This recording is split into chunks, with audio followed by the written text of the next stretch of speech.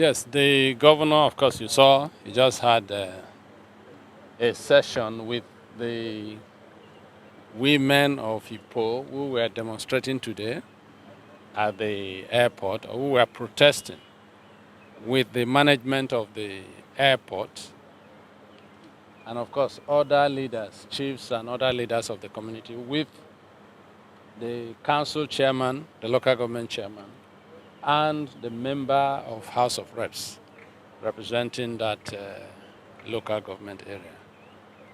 I think the purpose, of course, is to make sure there is peace between the airport authority and the Ipo community. Apparently, the community has been agitating that the airport is not performing their corporate social responsibility. By the grace of God, we think there is some headway. The airport authority has promised, particularly with respect to employment. They employ people often.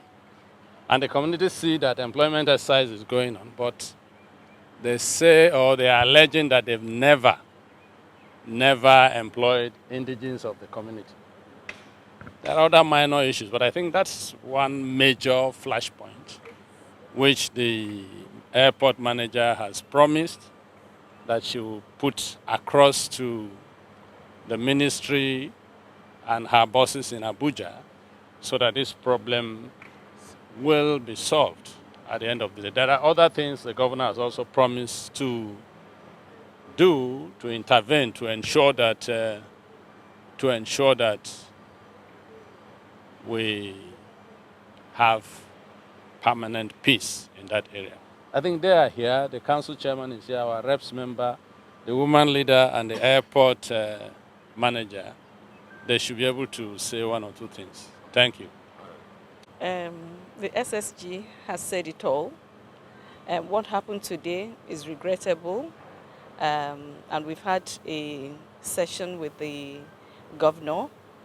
It was very good, all geared towards maintaining peace, good relationship, good engagement with the host community.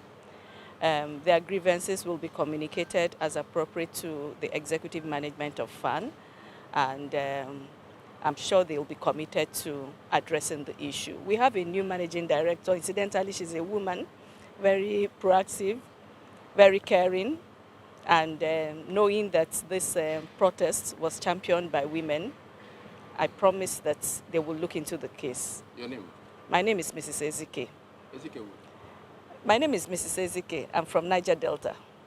Just one day. Ezike. Ezike. Yes. Ezike, yes. Thank you. Well, we are going home with happiness.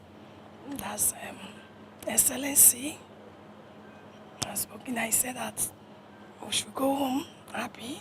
Now we have to solve all the problems. That is my voice, sir. That's the airport authority. They will take care of some things which will come in to address in Ipo. There is peace in Ipo, and we are promising that there will not be more protests in Ipo. So, as they promise they will come, let them come and solve the issues in Ipo. And we also promise that we will not come for protests again if they fulfill their promise. Thank you. My name is Mrs. Emanuela Matayas Wale, the woman leader of Ipo. Thank you. Yeah. My name is Right Honorable Barrister Boniface Semberegwa. I represent the people of Ikwerre Federal Constituency. As representatives, I represent the community as well. I think basically the whole issue is the corporate social responsibility of the airport authority.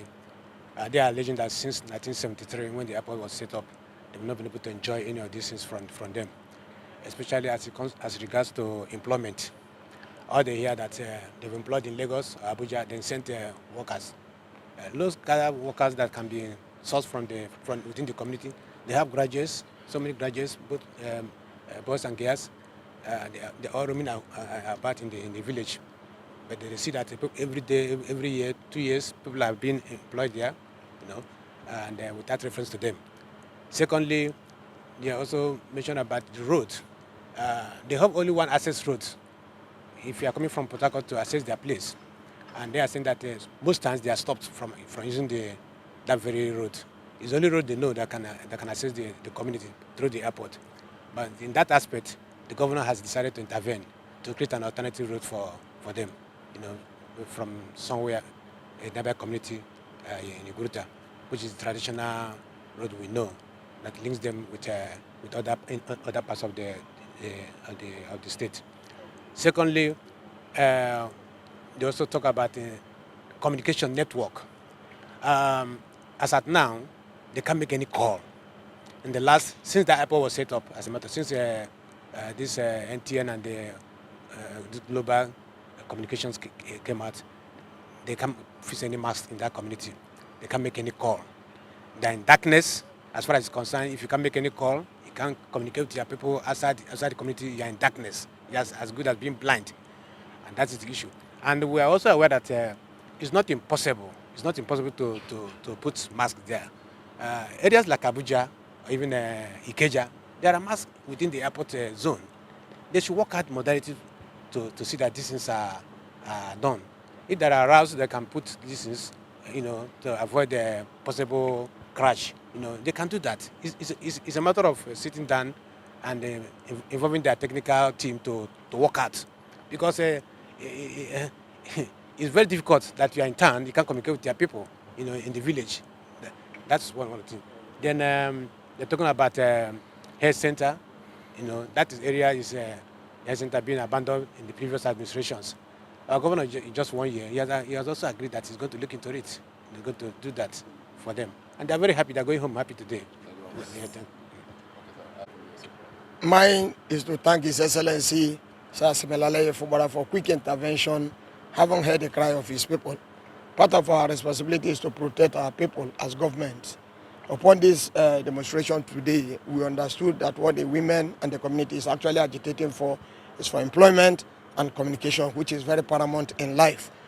And when we went there and pleaded with them, they listened to us. And by the special grace of God, we are one family and they are going home happily. The most important thing is that every organization that's working within an environment must know that they need to maintain and keep their corporate social responsibility within that community so that it can enhance the relationship. So we are happy that His Excellency has intervened on behalf of government of Rivers State, and the progress we have recorded, and by the special grace of God, the women are very perfect and they have listening ears. When we approach them, they listen, and we want to also thank them on behalf of Ikwerre local government for listening to us. Thank you, and pray that all promises made will be strictly adhered to and carried out so that there will be no such thing again in future.